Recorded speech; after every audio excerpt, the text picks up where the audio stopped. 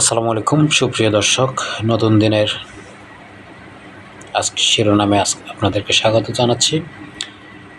আজ মঙ্গলবার 27 আগস্ট 2024, 12 ভাদ্র 1431, 21 সফর 1446 হিজরি। আজকে নতুন দিনের প্রধান শিরোনাম হচ্ছে ভয়াবহ বন্যা, স্থল, জল ও আকাশপথ থেকে বন্যার্তদের সাহায্য করা হচ্ছে। সরকার প্রতিটি নাগরিকের অধিকার রক্ষা করবে, ডক্টর মোহাম্মদ ইউনূস। পালিয়ে থাকতে পারল না হাসানুল হক ইনু, অবশেষে গ্রেপ্তার। বেআইনি সমাবেশ, শিক্ষার্থী ও সেনাবাহিনীর ওপর হামলা, গ্রেপ্তারকৃত 388 আনসার কারাগারে। ভারতের বাঁধ খুলে বাংলাদেশ ডুবিয়ে দেয়া ক্রিমিনাল অফেন্স, মির্জা ফখরুল।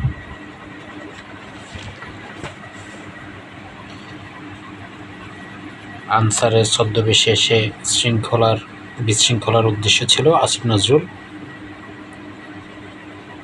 13 অঞ্চলে ঝড়ের আভাস। এবার ফারাক্কার 109 গেট খুলল ভারত, বাড়ছে নদীর পানি।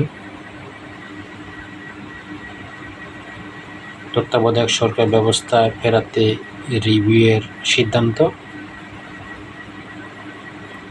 দাবি আদায়ে রিকশা চালকদের 72 ঘণ্টা আলটিমেটাম।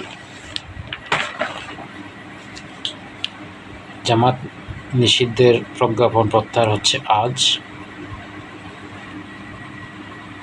বনবাসী মানুষের পাশে দাঁড়ান রাষ্ট্রপতি। বন্যার্তদের সহায়তায় রেড ক্রিসেন্টকে $1 লাখ অনুদান দিল চীন। হবিগঞ্জে অপরিকল্পিত সড়ক নির্মাণে অরক্ষিত শহর রক্ষা বাঁধ। ধান কাটা মৌসুমের মতো দাবি আদায়ের মৌসুম শুরু হয়েছে, বিদ্যুৎ উপদেষ্টা।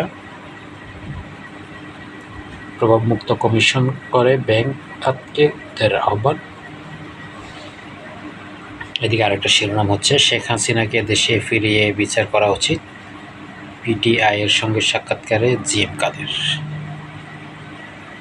সুপ্রিয় দর্শক, এই ছিল আজকের নতুন দিনের সংবাদ শিরোনাম।